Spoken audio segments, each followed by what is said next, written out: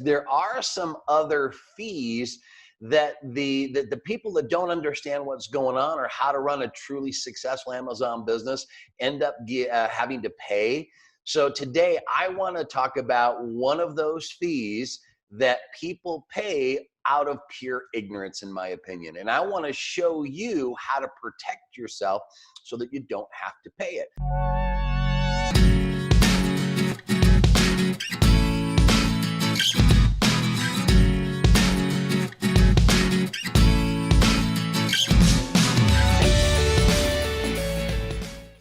Hey, what is going on, Amazon business owners and very soon to be Amazon business owners? Bob Schneck with ALGO Online Retail checking in today. Excited to do this video.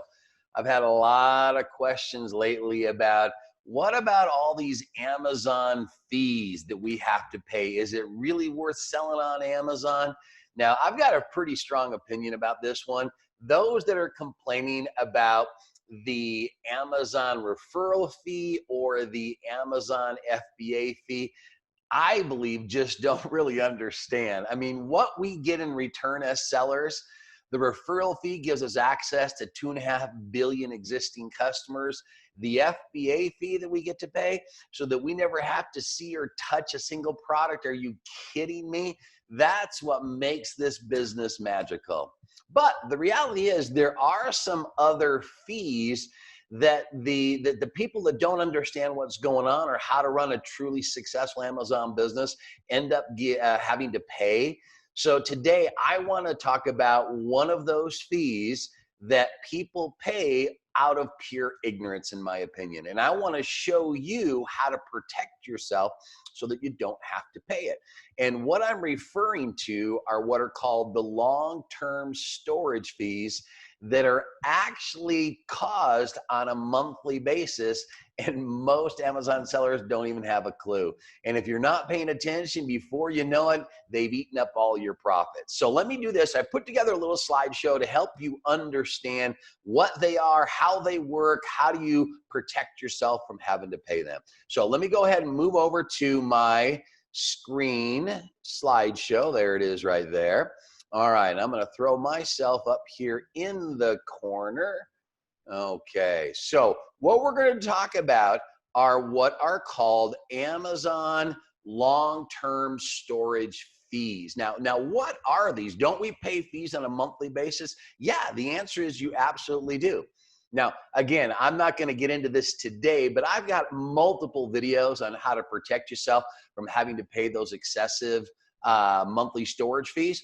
But this is one that people just don't even think about. And before you know it, it can come bite you in the butt. So what we're going to discuss are long-term storage fees. Inventory that has been in the fulfillment center for more than 365 days will be charged a monthly long-term storage fee of $6.90 per cubic foot, which isn't that big, or 15 cents per unit, whichever is greater. Okay, now just so you understand, this is actually in addition to the monthly storage fee. Now, my first point is if you're actually having to pay long-term storage fee, then you've got the wrong business model. You're doing something incorrectly, and we really need to sit down and talk, okay? But the reality of it is these long-term storage fees, and write this down in your notes, are actually assessed on the 15th of each month after your product has sat in the Amazon warehouse for more than 365 days.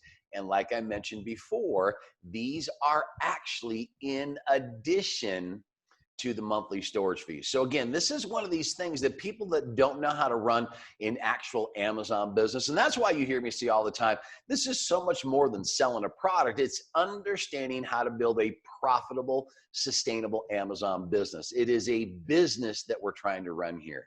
So what I'm gonna do is I'm gonna walk you through some of the nuances of this and help you understand how do you know if you've got products or inventory that's going to be subject to these long-term storage fees. So there's a couple of different ways to access the reports. It's like everything else on Amazon.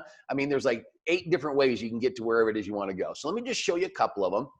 Where I am right now is in the report section of your Seller Central account. So what you do is you come in here, you come down to where it says fulfillment, you click on that, and it will bring up this list of available reports on the left-hand side. Now, where I'm going to is the one that actually says inventory age. Now, this report is going to actually tell you how old each one of your products are that sit in the Amazon warehouses.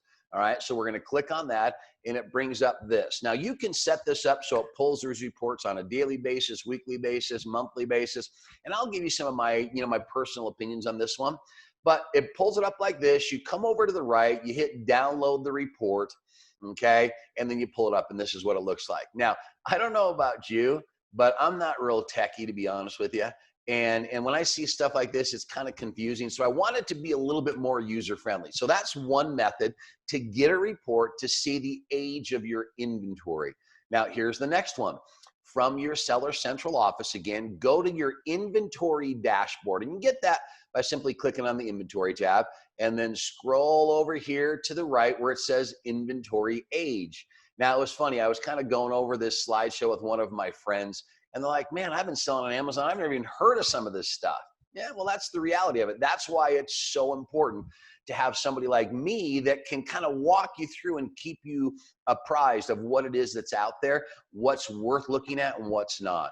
So you click on that report and it pulls up. And in this case, you can see, here's what it is. Now, I actually have one, and I'm almost embarrassed to say that, but this one kind of just slipped through my fingers. It's been there for quite some time, over a year. And you can see that by looking at this. It's called an Anki Overdrive freewheel vehicle.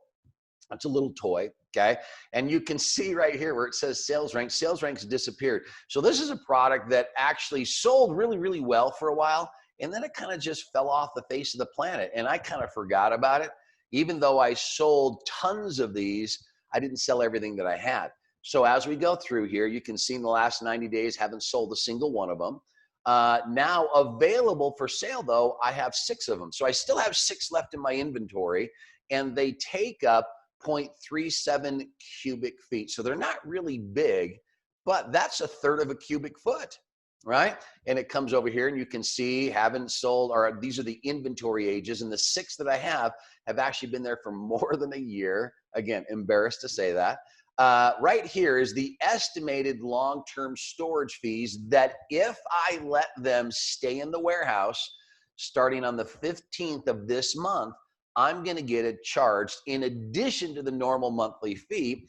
It tells me right here, I'm going to get charged an additional $2.58. Now, when the product is only selling for $18.97, can you see how quickly that can chew up whatever or any kind of profit that you may have? So again, this is something we have to be conscious of. Okay, so here again is one of those reports you can pull. It's called Inventory Age. You can get it through your Inventory tab in Seller Central. Now, I think the easiest way to do this, all right, so is just go to the Amazon search function inside your Seller Central and search for recommended removals report. Just write that down in your notes right now. Search for that in the Amazon search box in your Seller Central, right, in your back office. And then what you're going to do is you're going to click on the recommended removal report. So see, Amazon, you got to understand, Amazon wants products to move. And when they sit there, they don't really do any good. So they really do want to clear up space for more products that are going to, move quicker. And so they want us to remove this stuff. Obviously, you can tell by the extra fee that they charge. So click on that report and look at how nice this is. I only have one item that I kind of forgot about that's been sitting in the warehouse for quite some time, and it's this Anki Overdrive super freewheel truck thing. All right. So what you do is you pull up the recommended removal report, and it will automatically populate what it is. It says, okay, as of this date, October 3rd, here's the merchant SKU, here's the personal SKU, here's the ACE number, here's the item. The condition is new. I have a total of 6 saleable items. So those are the 6 that I told you I kind of forgot about, right? So there's no purpose in them being here. Look at the age of these things is over 365 days. So now starting on the 15th, and that will be every 15th, that I let it sit there. So again, this can add up pretty quick. And this is in addition to the normal storage fees. All right. So you can see they're recommending you ought to get rid of those 6. Okay. You ought to get rid of them. Okay. All right. Well, I'm going to take your recommendation, Amazon. So you come up here and you click where it says begin the removal process. Now, again, I'm showing you how to do this because it takes literally 2 minutes to do this and it saves you that money. All right. So when you click on begin the removal process, it will automatically populate a removal order or create a removal order.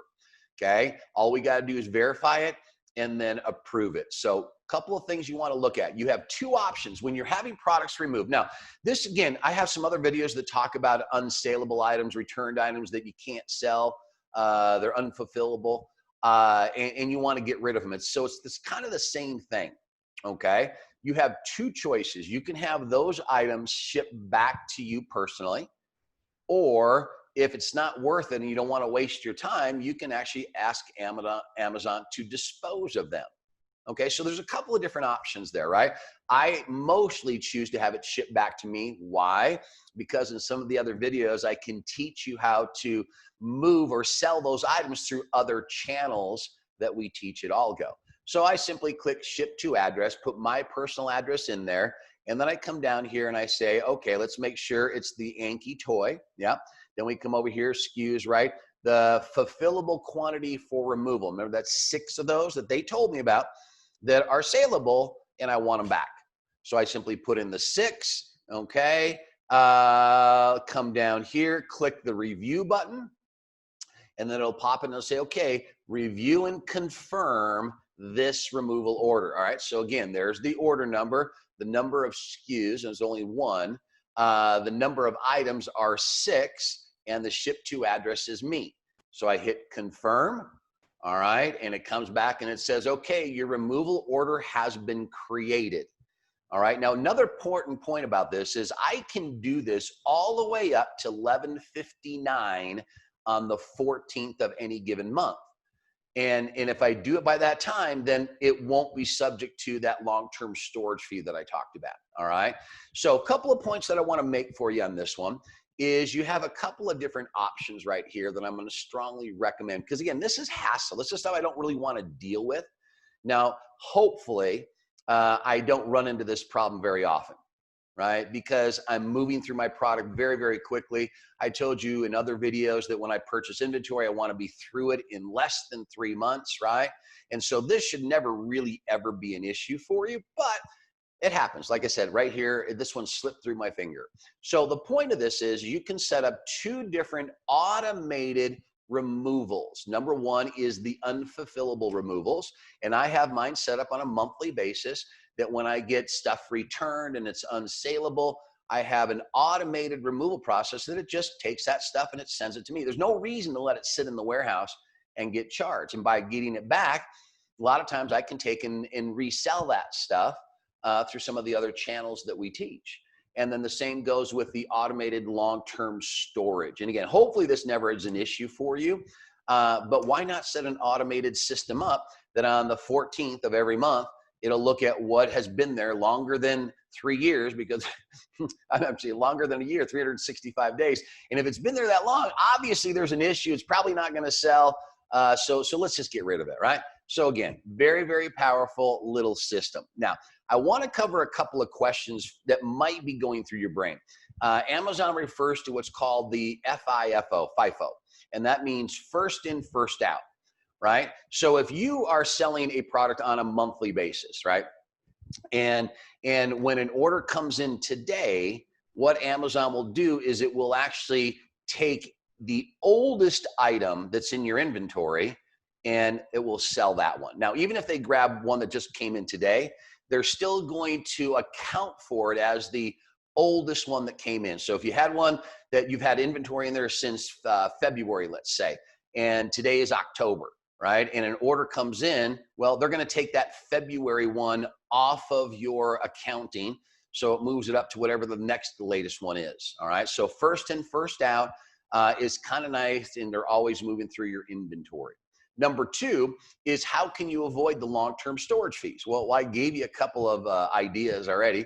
If you've got some stuff that's going to be subject to the long-term storage fee that comes up here on the 15th of October, because we're in October 2020, well, then you know what you ought to do. You ought to go in there and create a removal order right now, right? So you don't forget about it.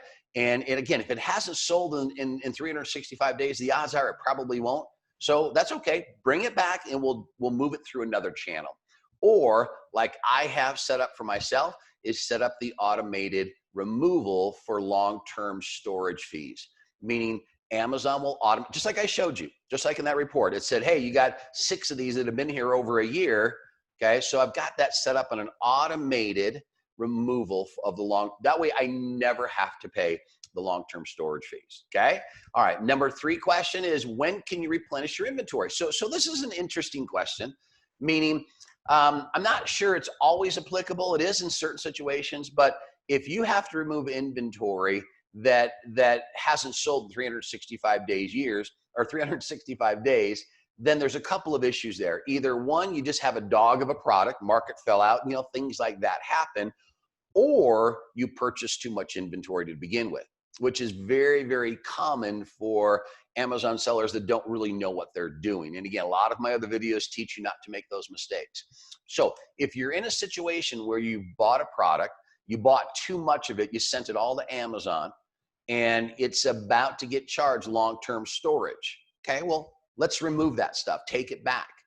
And then as it continues to sell, then you may want to send that inventory back to Amazon, right? Because you bought a year's worth or 2 years worth or whatever it was, right? Well, here's the rule. You have to wait 3 full months. So today's October, you'd have to wait November, December, January would be the earliest that you could send that same SKU or that same ASIN back into Amazon. All right, so there's some strategy that's involved in how that works. And then the 4th question I get is, how much inventory can I send back? Well, Amazon is kind of, because of the whole, well, because of everything that's going on in society right now, Amazon in their storage space, they're starting to kind of clamp down a little bit on people that don't know what they're doing and send too much inventory in. And so Amazon is actually now starting to limit how much inventory you can send. So this will hopefully become a non-issue in the future. All right. So Amazon has what's called total inventory utilization. They're going to say that you're going to sell through, we'll just say, make an easy number, 100 units, you know, in the next 90 days. That's their prediction. All right. And if you already have 50 units in the Amazon warehouse, the most they'll let you send back in is another 50. They will not let you surpass the inventory utilization number that Amazon has set. All right. Now, again, this is something that my personal opinion is it should never be an issue, right? Because if you understand how to run a truly successful Amazon business, you're never going to have product that sits there for a year. All right. That just means you're not running the right type of business. That's something that I teach our students how to protect themselves from. In other words, how to maximize your budget, how to turn your inventory as quickly as possible so you're getting the maximum ROI that you can get for your money, making sure your money's always working for you. Now, again, I could go on for hours and hours and hours about this stuff, but let me tell you what I'm going to do. I hope this has been very good. I hope this has been informative. I hope you've learned some things. I hope it's going to save you money. All right. And if you've liked it, do me a huge favor. In the button down below, I think it's on the left or right, I'm not sure, hit the like button. Okay. Let me know that this was a good video for you. And if you haven't subscribed, go ahead and click the subscribe button and hit the little notification bell. That way I can notify you just like this whenever I send out a brand new video.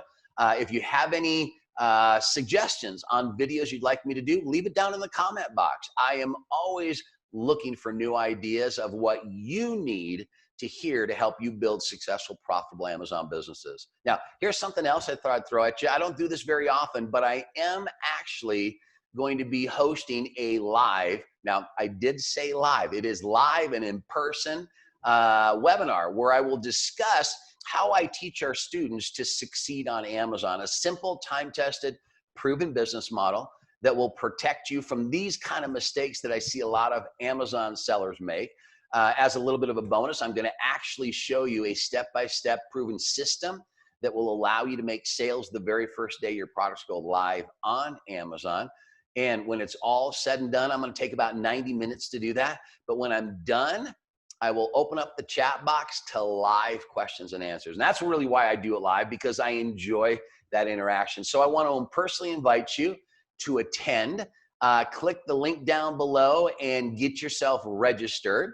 And I will send you a little notice as to the time, location coming up for my next webinar. So with that said, my name is Bob Schneck. Thank you so much for listening to this. I love doing these. I appreciate you listening, and I cannot wait to see you online.